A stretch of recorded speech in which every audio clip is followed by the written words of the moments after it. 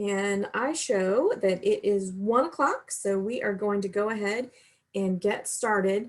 I'm going to try to keep this at about an hour. That is going to be tough. There is lots and lots of information that we want to cover today. But first, welcome. I am so excited that everybody is signed up and joining me here today. This was kind of a last minute idea that I had as we were beginning to get lots and lots of questions about all of the new legislation and everything that is happening around the coronavirus and the stay-at-home orders and what is happening to people's businesses, that it got to the point where I was like, I am not going to have enough time to get everybody's questions answered individually. And then I also am trying to, we were obviously in the heart of tax season when all of this hit. And so we were already at the peak season of our workload. And so it is even harder to try to keep up with all of those questions that are also coming in with tax questions. So I decided Wednesday that I was going to do a webinar and get all this information out to everybody in whatever we have. So, as a disclaimer going into this, there is some legislation that is being signed today. And so there's lots of information coming out in the media and news articles and press releases and press conferences, but that is not actually any of the information that we can practically use to give you details on how things are going to proceed with any of this new legislation.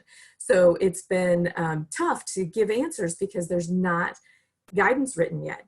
So we're kind of in the midst of just a crazy time, and legislation is coming out fast and furious. So I'm going to go ahead and share my screen with you for some slides that we have put together.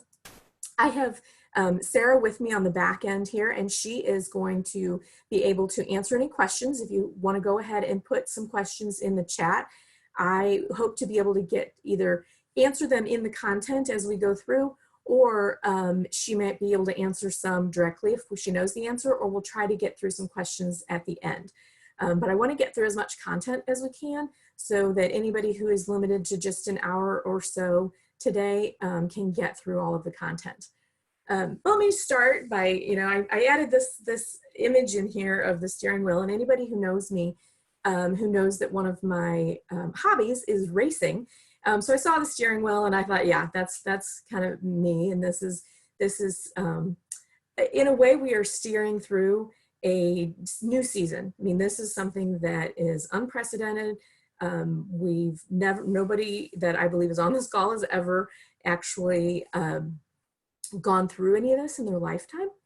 So we're pretty much feel like we're a little bit in the dark. And when I started thinking about this, I thought, it's kind of like when you're trying to steer your car on ice and it's dark and it's raining and the road is curvy and the road is hilly and you have your family in the car and maybe you have your extended family in the car and they're all trying to give you information on how you should be doing this and which way you should go and what's the best way to get up the hill and what, should you steer into the turn, all of these things, and you end up, you're sitting there and you're scared.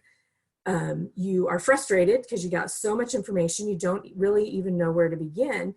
And what you really want to do is just pull over. You just want to stop. And I probably think most of us who own businesses, and which is pretty much everybody here, has been feeling this roller coaster for the last week or so. It is the word of the day.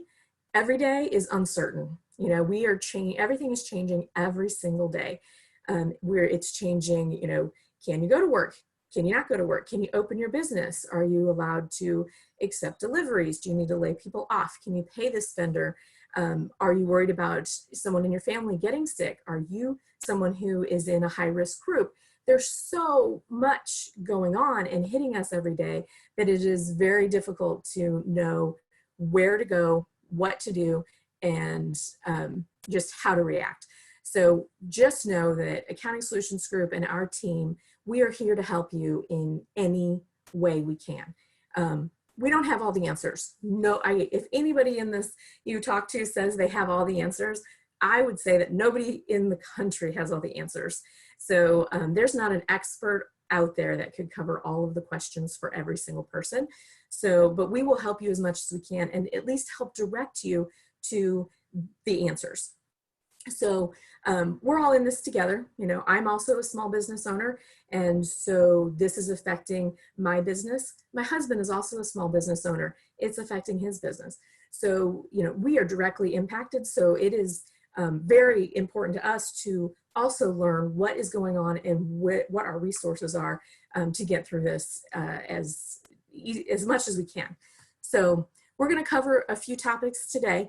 I will give you a disclaimer, we don't have all the information. So the bill that is being signed today has no guidance out yet. So we don't even have, you know, links to good information about the how-tos, but I can give you some overview. And then what I'm thinking of is that we may need to be doing another call like this next week as the guidelines are created and we're able to kind of give you some more practical how to do to get some of these benefits that are coming out. So we're going to talk about some information to help you, just some links and some guidelines. We're going to talk about the most recent legislative updates. There's a couple of big things passed last week, and then obviously the big stimulus package was supposed to be signed by the House this morning in small groups. They were going to let them in to sign, and then it would need to be signed by the president.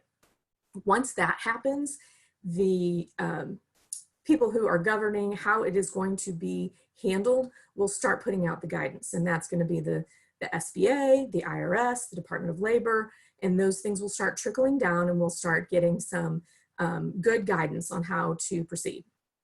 We will talk about what's going on with the IRS, the tax deadline, and what's changing with the different federal agencies' updates, and talk about the paid sick leave laws that did pass and we do have guidance on right now that go into effect next week. So moving on, we are looking at, let's see, if I can get a slide to move, some information to help you. Hopefully you have realized that there are lots and lots and lots of information sources out there. What I have guided my team in doing and what I recommend for you is to go to the source of who is administering each individual program. Instead of, you know, the news story from your favorite, you know, news source, you really need to go to the source. And so obviously anything about the virus itself and how to protect yourself, or, you know, go to the CDC, anything relating to the statistics and those types of things. If you need to check on the stay-at-home order and how it applies to you, that would be the St. Louis County government or the St. Louis City for the majority of you. And then there's also some sources we have put here for your, you know, if you need help with your mortgage, if you need help with your utilities. There are lots of resources, and places like the United Way are giving resources. So primarily, you know, maybe not for you, but maybe you have some employees that are, were struggling before this started, and now if you're having to cut hours or think about any layoffs or your business is down, you may want to be able to provide some guidance to them. So what we're going to do after this webinar is we will have a recording available of it, both video and or audio that you can share. And we will also provide a PDF of the slides with all of these links in it. So don't feel like you need to write every single thing down. Anybody who's registered, we will be providing all of the links. And the last slide has a whole bunch of links. So it's got the IRS, the unemployment from Missouri, the Department of Labor. There's a lot of links. So we will provide that to you. So don't feel like you need to write every single thing down. All right, so, you know, Congress has been busy. Last week, we were given the FFCRA, because everything needs an acronym, the Families First Coronavirus Response Act.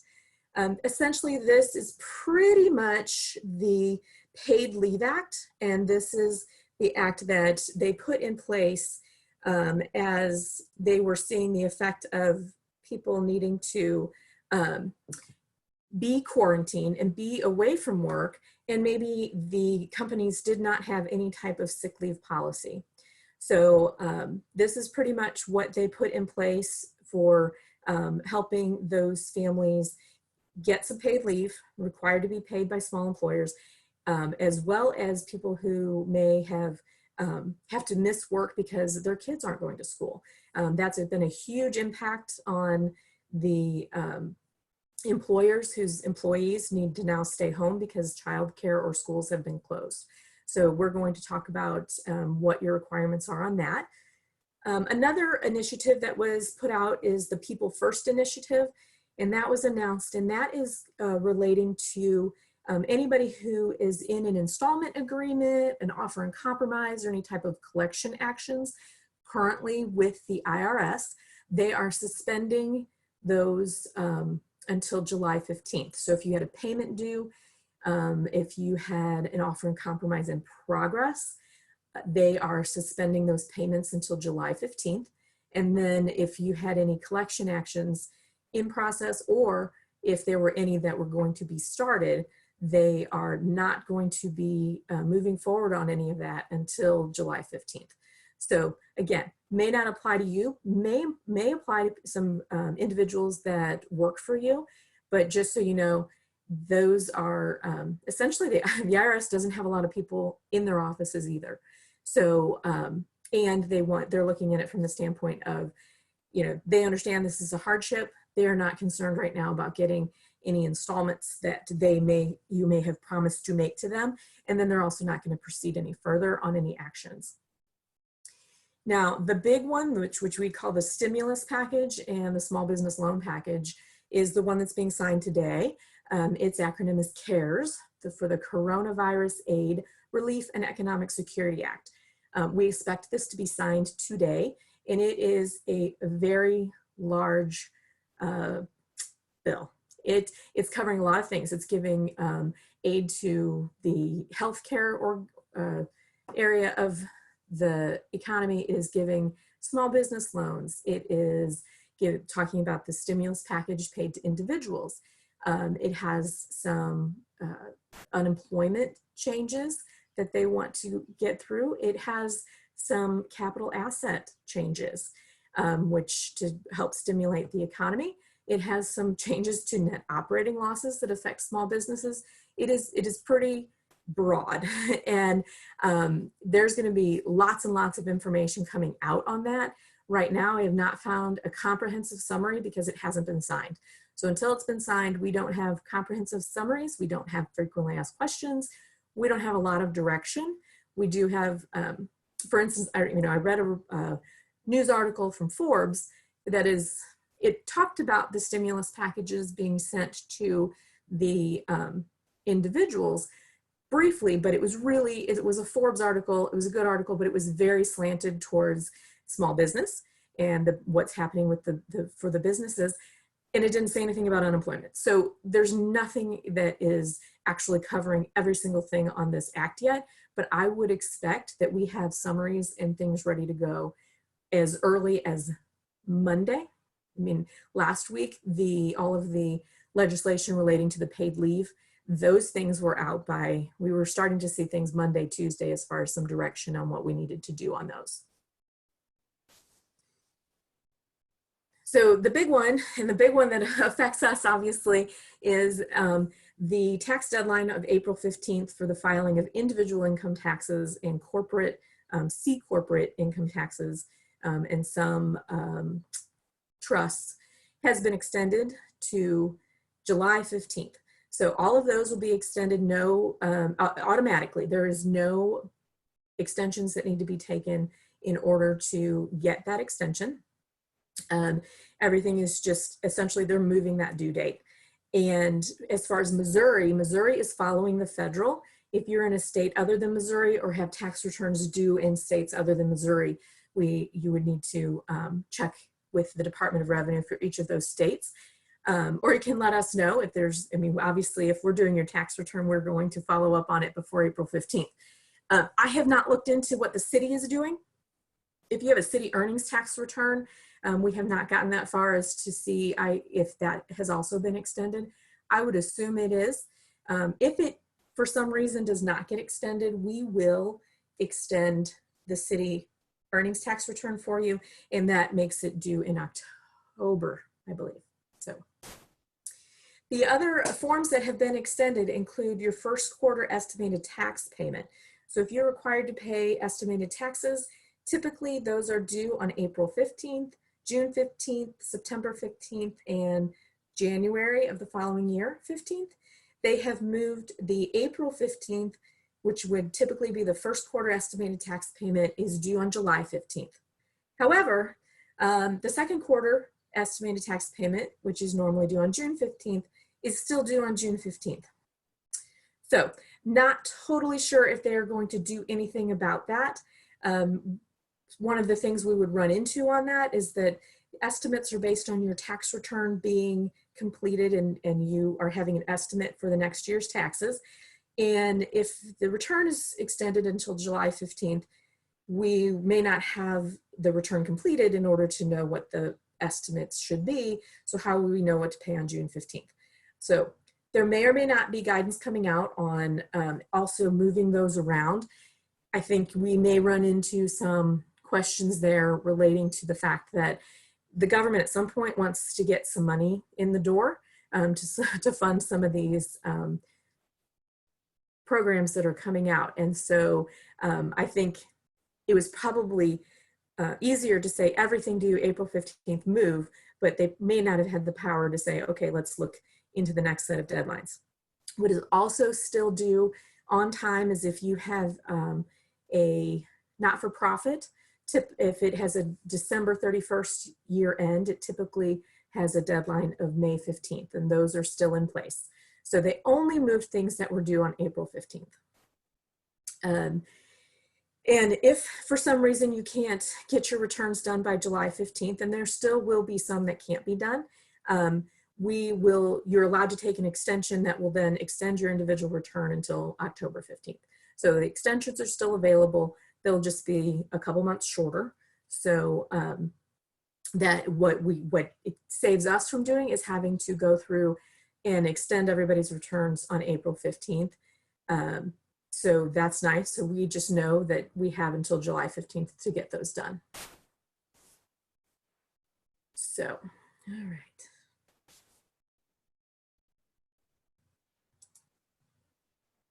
All right, so the paid sick leave rules. So this is what came in with the FFCRA, which is an extension of the Family Medical Leave Act.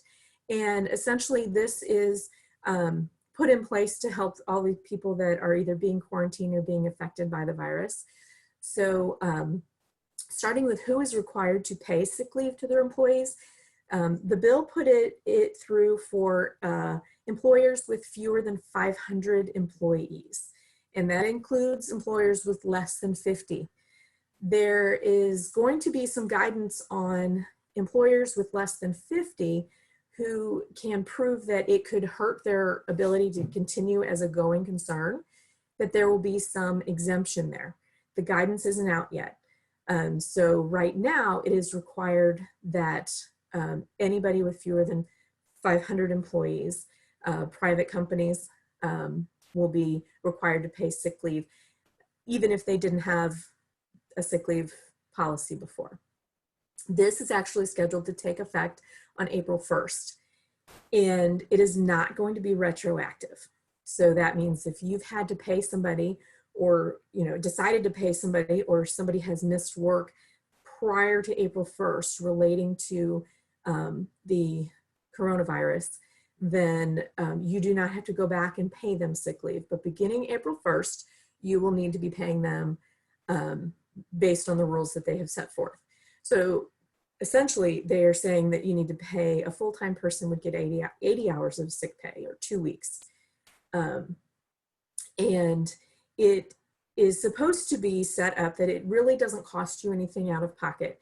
If you are required to pay them for the sick leave because of the coronavirus, you would then not have to pay in payroll taxes in that amount. So there are some limits. There is how much per day. There's a limit of $511 per day, cannot exceed, for a full-time person. So that's a pretty high salary. So many people, that's not going to be the actual limit is not going to be have an effect. But what's going to happen is they're going to say, okay, you paid them out this much gross sick leave. You're going to deduct that much from your 941 taxes. So essentially your FICA and your federal withholding. So when that happens, if you paid out more sick leave than you have 941, they're going to refund, they're going to give you a refund. So this is supposed to net to zero for you, so that you don't end up out of pocket on this required sick leave. The question is, who do you have to pay for this? And that would be someone who's been quarantined, required to be quarantined because they've been exposed. If it's somebody who actually has the virus, those people would get their full pay for 2 weeks.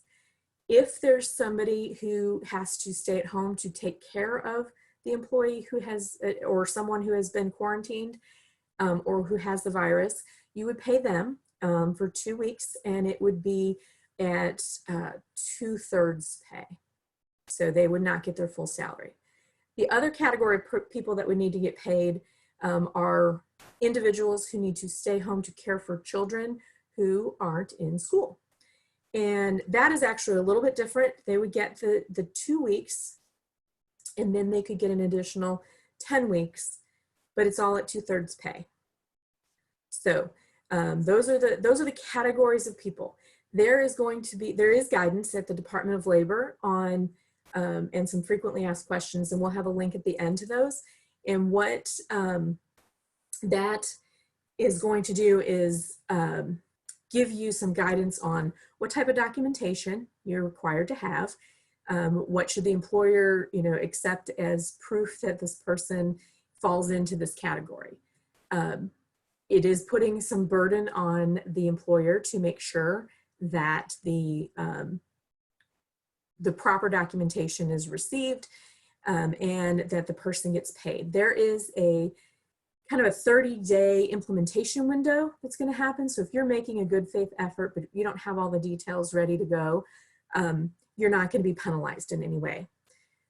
What we as preparers of payroll don't know yet is what that's going to look like within your payroll processing. So we don't have any guidance yet, like from QuickBooks, from Intuit, as far as they're going to send us a tax table. Is this going to calculate it for us, or are we going to have to be doing some sort of manual calculation to say, okay, here's the sick pay I paid, and here's the item I used, and then I need to subtract it from my taxes.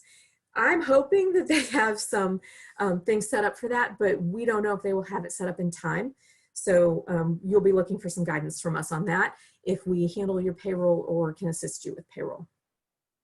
The other piece that came out relating to this is self-employed people. So this is something that is not an immediate answer for self-employed people. So what happens here is that they will give you a credit off of your self-employment taxes when you file your 2020 tax return at this time next year. So if for some reason, you are having to pay someone or you pay yourself, I mean, there's not much guidance here yet, so bear with me, that they're saying that you're eligible for this, but you won't get any benefit from it until you file your tax return. You'll get a credit. If you missed work because you had to be quarantined, they'll give you some sort of credit. It will be based on some sort of average daily pay. And that calculation is yet to be seen as far as how you're calculating a self-employed person's average daily wage. So be looking for that guidance if you are affected in a way where you either have to stay home with your children because they're out of school, or you've had to help care for someone who's quarantined and therefore couldn't work, or you were affected, either quarantined or affected by the virus, those are opportunities for you to actually be able to get some credit on next year's tax return. So essentially, at the end of 2020, when we file your taxes, there would be a credit available. The final piece relating to the sick leave is there's some required posters that they want you to have up by April 1st. I put the link here. With the link, there's also some guidance on how to send these to your people who are remote. So essentially electronically posting them and proving that you've electronically posted them. So essentially it is a link saying, hey, here are the new sick leave rules that we are required to follow, and we're giving you this information. So they don't feel like you need to go to purchase them anywhere. These are free. It's a PDF. Download it, print it. Don't worry about if it's in color or black and white. If you are still open, you need to go ahead and post it. If your organization has moved everybody to working remotely, you will want to send this out in some sort of probably email to all of your employees so that they are aware of the policy, so that if something occurs where it needs to be triggered, they know what needs to happen so that they can get paid. All right, so let me pause real quick and see if there's any questions I need to look at. Let's see. All right.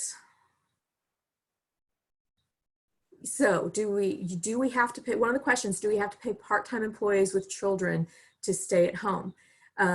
Yes, there is actually, there's going to be a calculation again for that, where it's still not full pay. It's only 2/3, but it's dependent on their average number of hours, I believe. So we can get some clarification to you on that. Let's see. What else? Anything? Okay, so it looks like Michelle has posted that sounds like the House passed the stimulus package. All right, so we're going to wait for a signature from the president, and then at that point, I'm guessing that's when the buttons can be pushed to actually publish all these PDFs and get all the websites updated. So we will be looking for that in the very, very near future. Let's see. So does the shelter in place order qualify employees for the relief? So the shelter in place order is actually, if they cannot work, that is not a qualification for sick leave. So shelter in place or the stay-at-home order that's in place for St. Louis County and St. Louis City does not actually qualify them for the sick pay. Is it going to qualify them for some portion of unemployment? That's a little bit yet to be seen, but right now it does not. If they are still considered an employee and you are paying them, you cannot use sick leave, the sick leave policy, to actually cover them just because they had to stay at home. If they're able to work at all remotely, then obviously they're still employed and you should be paying them their regular hours. If they are, if you're cutting their hours, then you're looking more into an unemployment situation. Okay, what else? Anything else? Okay. All right. So the other piece we're going to do with this is we're going to take all of these questions that people are asking during this webinar, and we are going to summarize the questions and the answers, and we are going to include it with the PDF of the webinar when we release that, so that everybody has all of the answers. And then if there's also anything like additional guidance we can find before we send that out, we will put that in there. All right, so I'm going to go back to my slides real quick. All right, so we're moving off of paid sick leave. And let's see, did I miss one? No, okay, I'm good. All right, so unemployment changes. There, let me just say right now, right in the middle of this slide, you can see where it says the guidelines aren't available on what is expected with this package that was passed today. So here is what we know so far on unemployment. basically, and I'm going to refer to Missouri for the most part. I have not had time to research any states for my clients who are actually located in additional states yet, but we will do that on a as we need to here. So for Missouri, unemployment is essentially the week waiting period has been relieved if you have been let go for COVID-19 related issues.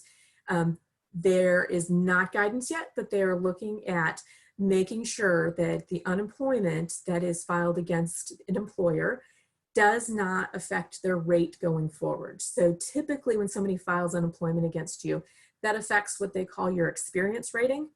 And that rating gets reviewed annually based on any benefits that were charged against you for people who claimed unemployment. And that if you don't have claims, that rate goes down.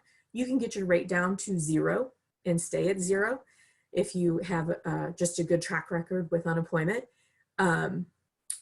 or it can go up. And so there's a couple of ways it goes up as each individual actually can file against you. But then there's also, with Missouri, there's a program called Work Share, where essentially you don't want to lay off your people. So essentially you adjust the hours so that they're working less, and the difference in those hours is made up by unemployment. And then you know when the business picks back up that you will have those employees back at their regular hours. This is great, and it's been done in the past. I've had some clients do it in the past, but in the past it has resulted in double-digit unemployment rate. So they could have, so a typical company starts at 3.51 or 3.5. Nicole would know off the top of her head. So they start at 3.5 and they work down or up from there based on claims, or if they have a great record and there's no claims. So I had a client that jumped when she used this, and it was kind of around recession back in 2008, 2009. And when they came back online, and probably, I mean, it takes at least a year because they only look at your experience rating once a year, her rate jumped to over 11%.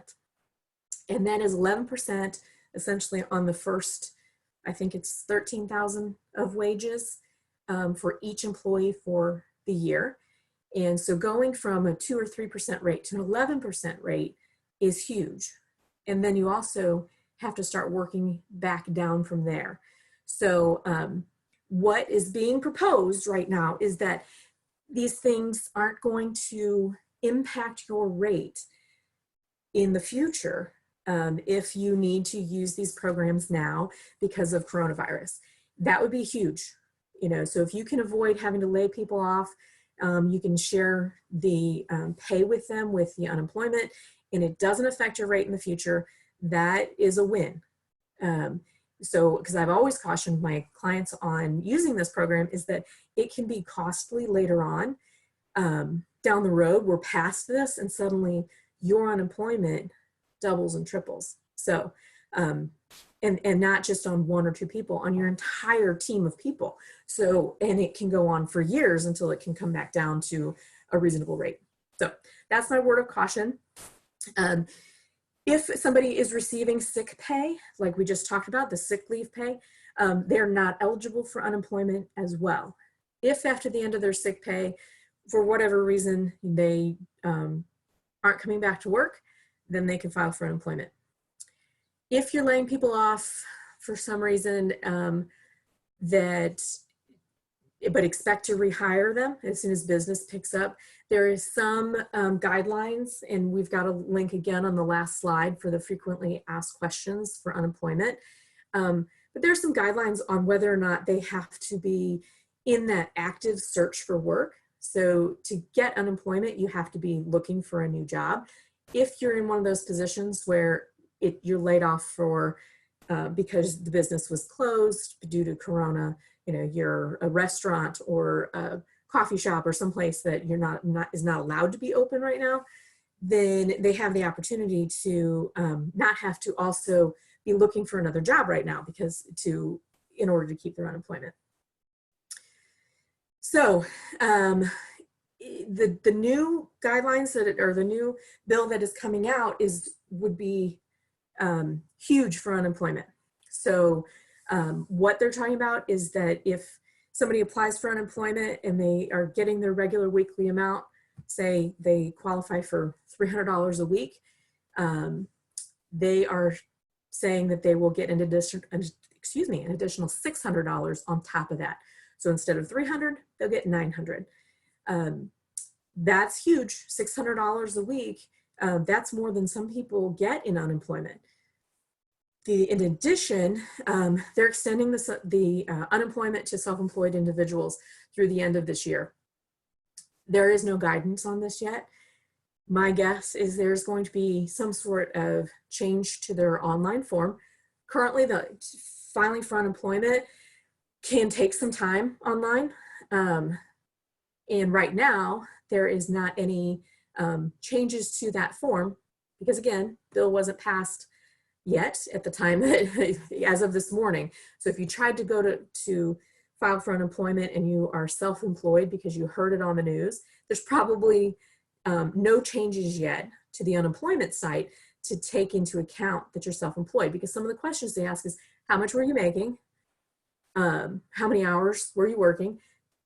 Wow, self-employed person, like, yeah, I was working all the hours and how do I calculate what I was getting paid when I was taking a draw? Because self-employed, typically you are not getting a paycheck.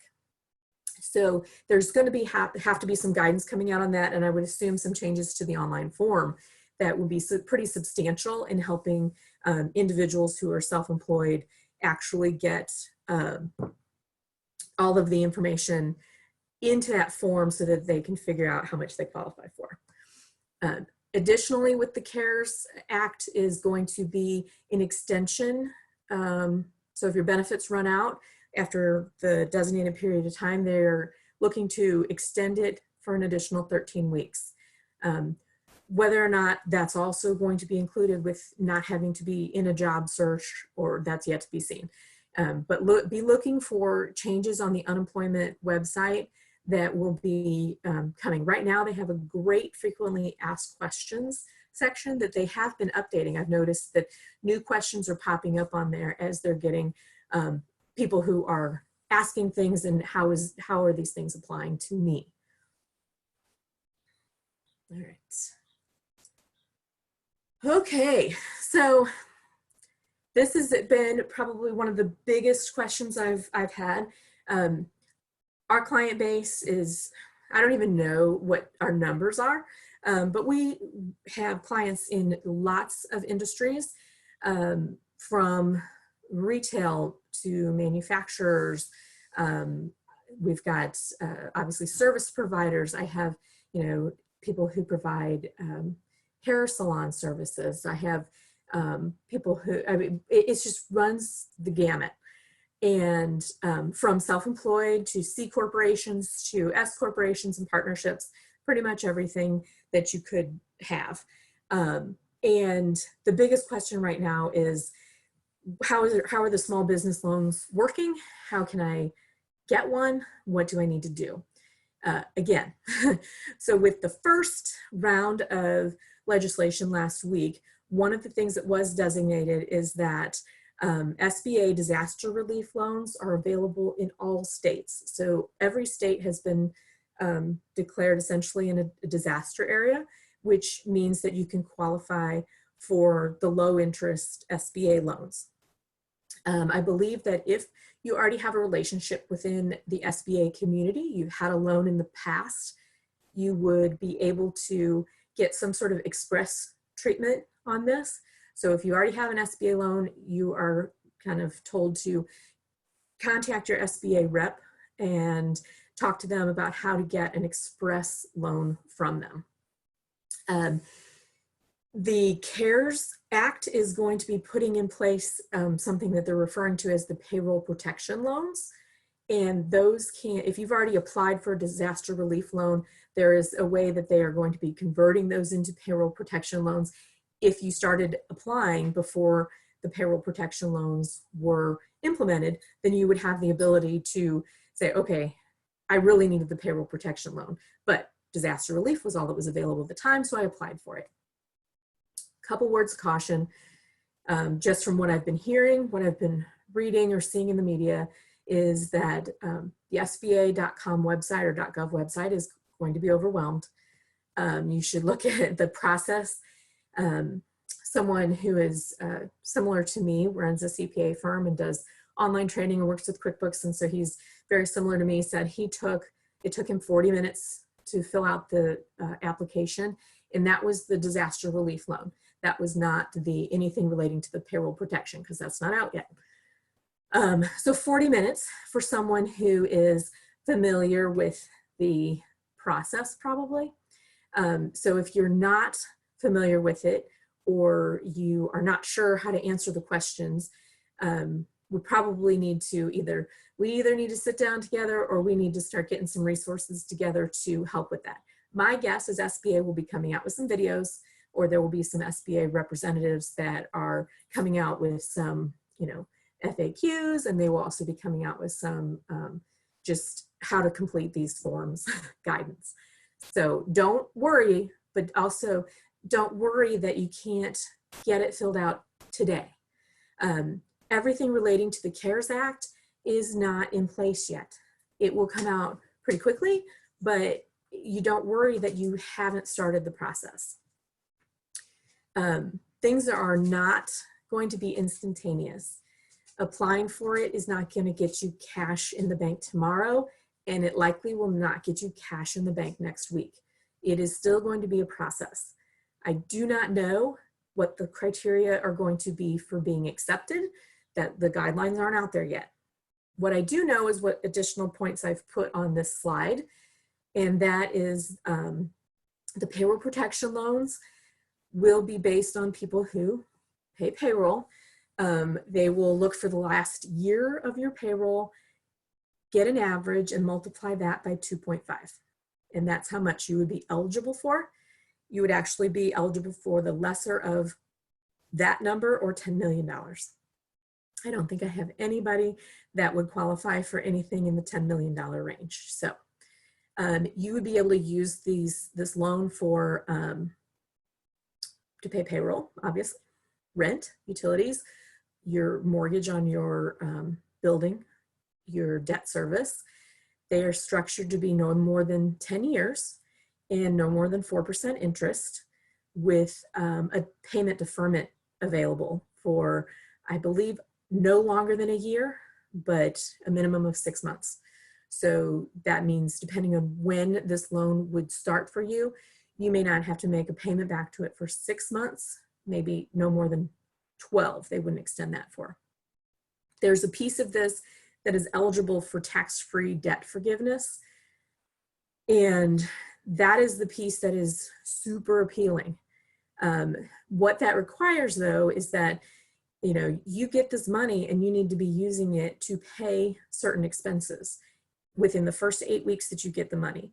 What they are trying to do is say, okay, we're going to give you this money. We want you to keep your doors open, and we want to keep your people employed. So if you're paying for payroll, rent, I believe utilities were specifically stated that you would then prove that you paid those things in the first 8 weeks, and that amount of your loan would be forgiven. So if you got a $100,000 loan, in the first 8 weeks, you paid $50,000 worth of expenses in those categories, you would only end up having to pay back $50,000 of that loan instead of $100,000. There are some caveats, and that is how they are getting people to keep their workforce. So you would be penalized for this, or maybe ineligible for it, if you reduced your workforce during that time, or if you reduced pay significantly during that time, specifically to people who make more than $100,000 a year. So those are some of the caveats there. One of the main points that I saw was that owners aren't going to be required to personally guarantee loans under $200,000. I believe this question has come up before. Hey, I've already personally guaranteed this loan with the bank, or I had to personally guarantee another SBA loan I've had before, you know, I'm not going to qualify. Well, in this case, you may. You are not going to have to personally guarantee these, which means they're going to be guaranteed by the government instead. So that is going to open it up to many people who were not eligible to, or didn't think they were eligible to get these loans. They're available for self-employed persons as well.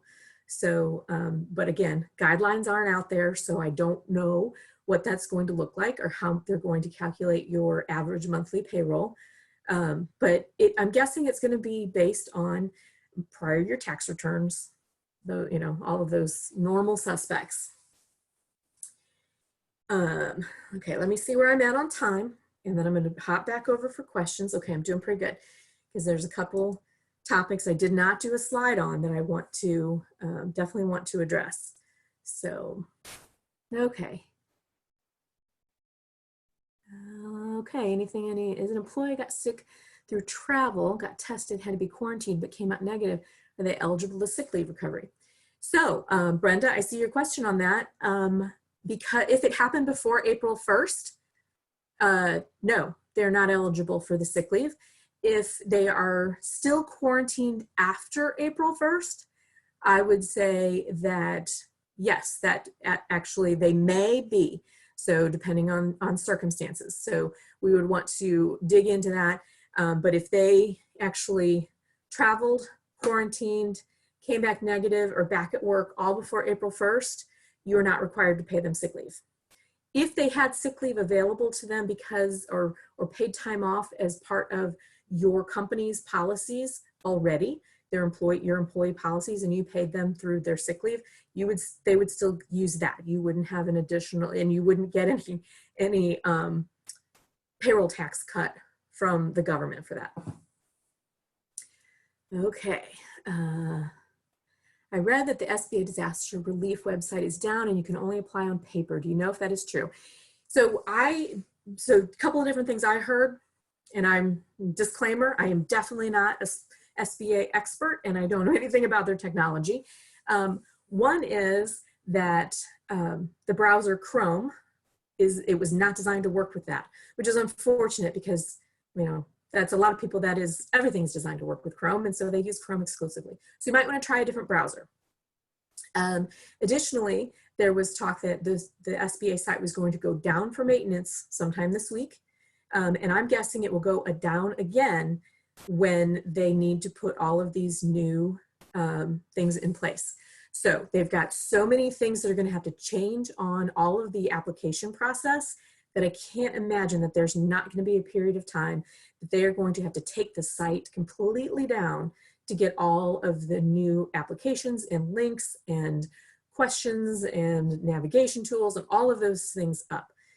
I don't have any idea when that's going to be or how quickly that's going to come up. So my suggestion is, I mean, as of this morning, I would still be able to get to sba.gov as a website, and that is where you're going to find your guidance. Okay, what else we got? Do you know anything about a grant that will pay our employees? That is part of the new act as well. There is not necessarily, I think it's kind of all wrapped up into these small business loans. I read a little blurb, but like I said, there's not a full-blown summary. So definitely looking at putting together, once we have the CARES information together, we will put together probably another webinar like this, because this seems like a great way to get the information out in mass to everybody, so that we can get more specific on all of those details on what else is available, because that would definitely be part of the new bill. Is there anything that keeps workers from applying for unemployment in order to get the $600 weekly bonus? Larry, on that one, I think there is going to be some criteria as far as how long they worked for the employer, but I don't know those specifics, because it's, again, part of the new package, isn't out yet. The Missouri unemployment websites, frequently asked questions have been excellent, and so I'm guessing that that is going to be one that is absolutely addressed as soon as they have the bill in hand. So what about an employee who is in quarantine and not traveled and it bridges through 4/1, payroll tax cut only after 4/1? So there is some guidance on the Department of Labor as far as what hours they would need to be paid for. And if this is relating to your question, Michelle, on whether or not, is it the hours prior to April 1st or anything worked after April 1st? And so we would need to look at those guidelines and we can see if we can find that answer for you. Okay. Okay, so I think we're catching up on the questions here. So I don't know if you guys heard it, my dog was whining. I think he wants my daughter to go out. So y'all know Zodiac, he's like down here to my right and just getting a little antsy. So that must mean that I must be getting close to being done. So one of the big questions, and I didn't put a slide on about it, I'm putting this out here as a complete disclaimer that, you know, anything I say may or may not be correct relating to this, and that is the stimulus checks. Lots and lots and lots of questions about what's happening with the stimulus checks. What's it going to be based on? What's it, when are they coming out? How are they getting me the money? So here's what I know. And again, might change, but I believe that this is what actually passed through Congress and is going to be signed, and that is $1,200 per adult and $500 per dependent child 17 or under. I don't know what that means for those dependents that you still have that are students that are 18, 19, 20, 21. They don't address that, but maybe they will in the final summaries. So $1,200 per adult, $500 for a dependent. So married filing joint person with one child would expect to get $2,900. And what are they basing this on? They're basing this on your adjusted gross income from either your 2018 return or your 2019 return. And how are they deciding which return to use? It supposedly is based on which return has been filed. So if you haven't filed 2019 yet, and you may not have filed 2019 yet because it's not due until April 15th, and now it's not due until July 15th, they will use your 2018 numbers. If you filed your 2019 return, supposedly they are using that. But I'll just caution you on this in that typically, and in the past, the IRS doesn't treat a return as filed until its due date. So it would not treat a return that is e-filed on February 28th as filed with them until April 15th. So I don't know if they're going to change that type of situation where they can say, okay, well, everything that's been e-filed for 2019, we're going to treat that as having been filed. We're not waiting until the April 15th deadline. I'm just saying this is how it's always worked. So we don't know what they're actually going to be using until we get some guidance. The other question is, what income numbers are they using? So for an individual, your adjusted gross income would need to be $75,000 or less to get the entire $1,200. If your income was more than $1,200 or $75,000, it will, for every $100 over that, it will reduce the $1,200 by $5 till it's completely phased out at $99,000, I think is what they said. I'm just going by what numbers I remember from my reading. And keep in mind, the reading has only been available for the last 48 hours. So, you know, as people are writing articles, we're trying to keep up with them, knowing that there's not enough guidance. So that's why I'm saying, take this all with, it could be different when the new policy actually gets written, signed, and published. For married individuals, the number is $150,000 to get the whole amount, $150,000 or less in adjusted gross income. And if you are at $198,000 maybe, it's completely phased out where you get nothing. So if your adjusted gross income was $200,000 or more, assume you're getting nothing. If it's between 150 and 200, you might be getting something. If it's under 150, you should be getting the max. How it's getting to you, they're going to start distributing checks, I heard, between 3 weeks from now and the end of the year. If supposedly, again, we're going to, let me disclaim that, supposedly, if you used the same direct deposit account on the last 2 years of returns you filed, they will direct deposit the amount into your account. My question there is, do you have to have filed 18 and 19 to get that?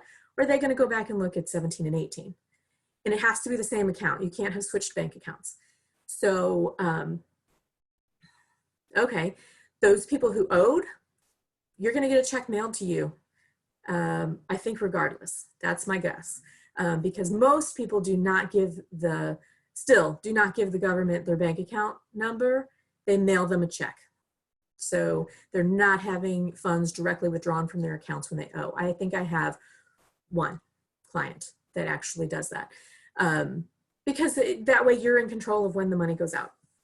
So that's kind of what I know on that. And what I will tell you, it's gonna be really difficult, especially if I'm the one preparing your individual tax return, for me to rush a 2019 return out for you right now. We typically run 10 to 14 days in getting a return done, and we are probably out a full 21 days at this point, with the changes to our work environment and with the changes constantly coming in regarding these rules and the changes that are happening in my clients' businesses. We have not been able to, and then they extended the deadline. So we haven't made getting those individuals as high a priority. We will still try to get them back on track to a 2-week turnaround time. And if you expect a refund, I would recommend getting that return filed sooner rather than later. Not saying the money's not going to be there, but I'm going to tell you that refund times, even for a direct deposit on a regularly filed return with no odd circumstances that have to be reviewed, they're not going to be 7 to 10 business days. They're not even going to be 21 days. They're going to start going out further than 21 days, pretty much immediately. So I would say, if you think you expect a refund, or you always get a refund, you will want to go ahead and get your returns in to be prepared by us or whoever your tax preparer is, so that you can have those refunds get in the works.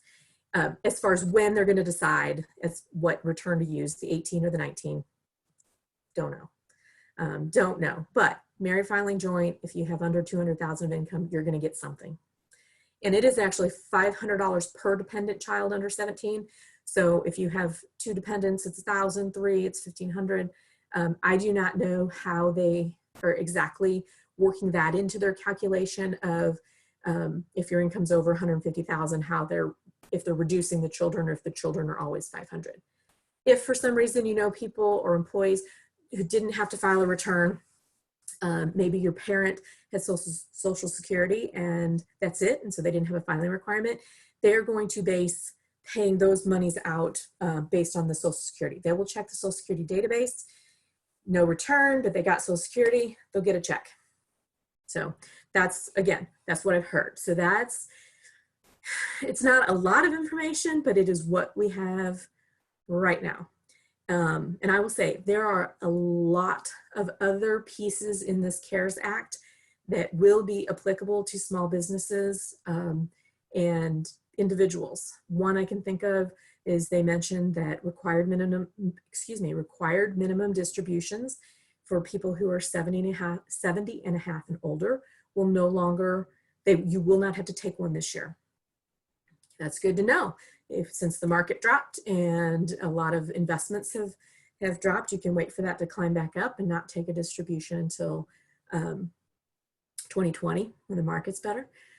The other thing that was put into the bill is that you as someone under 59 and a half can withdraw money from your retirement account to help essentially fund this time when we're in, kind of a tough money time. Maybe you aren't working, whatever. You can pull from your retirement account with no 10% penalty, and the ability, it will still be taxable income to you if it's drawn from a traditional retirement account.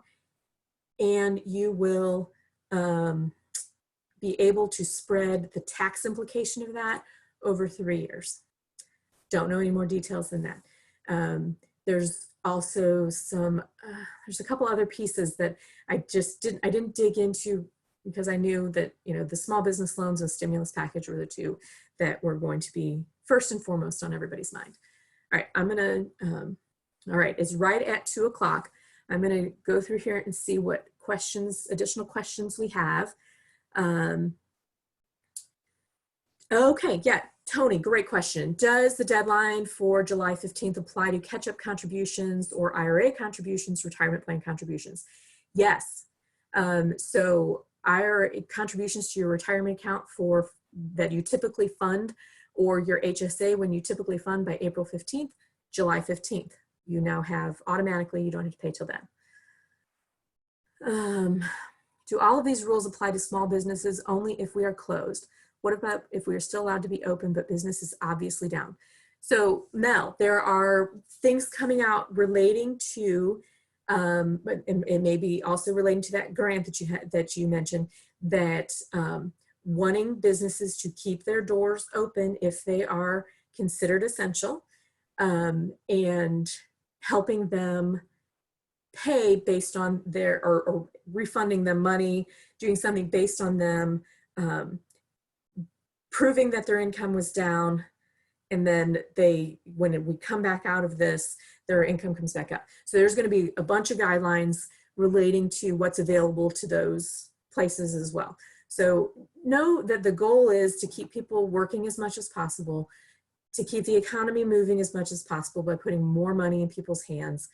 And so they are trying to put things in place that will effectively kind of reward you for staying the course, which I mean, as a small business owner myself, I appreciate that, because we're staying open. We had a leadership call this morning, and we were so happy to see each other's faces because we haven't seen each other in a week or more, actually. And so we are working remotely like you wouldn't believe.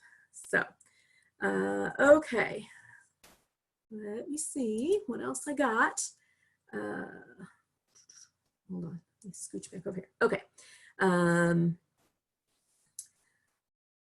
Yeah, so if an employee signs up for unemployment, do you know how they will handle losing their health care coverage? Not, Brenda, I see that, not specifically. They're trying to put that in place, but I think you might have to go a route of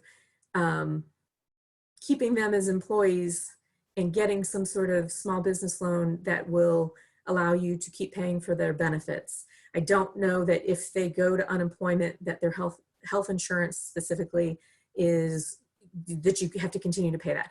But we can look into that one for you for sure, and see if there's any direction yet on, because that's another big piece of this is somebody goes on unemployment, they lose their benefits. They start all over, and that kind of goes against everybody having benefits. So we'll deal with that. What income line would you look up at on the tax return to see if you qualify for the Relief Act? Okay, so so just last year, they changed all of the tax laws, and they changed the tax forms with the biggest tax change since 1986.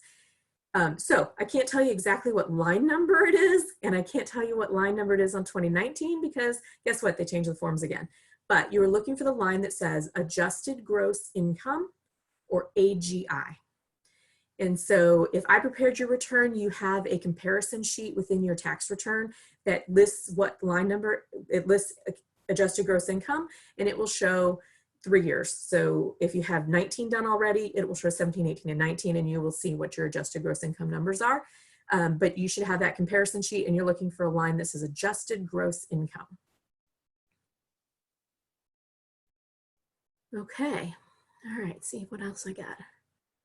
Are you required to use all of your vacation and PTO before applying for unemployment?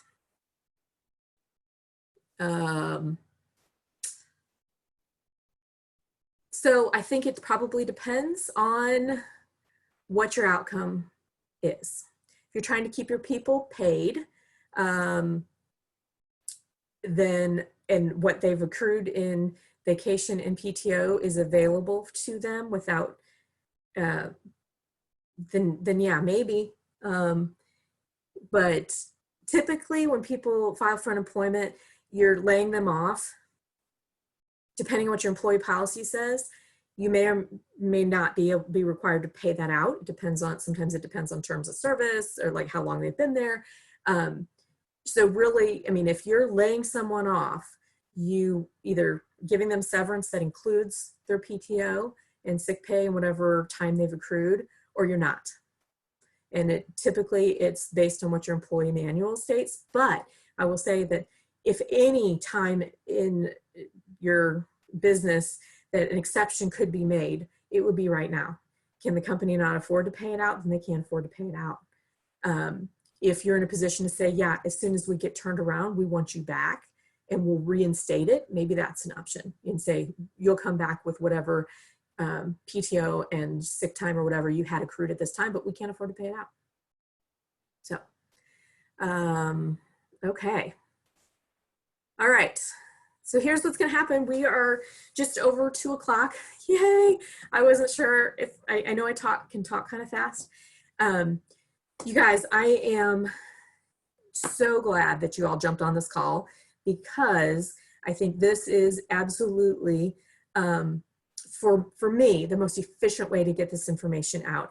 I have had several emails from all of you over the last 2 weeks, and I'm trying to get to them, but keep in mind, we were in our busiest season and our workload just doubled or tripled with the amount of legislation that's coming out that's going to affect our payroll clients, our businesses, and our tax deadlines. So my team, oh my gosh, I'm so grateful for all of them. They're all working from home except for Michelle.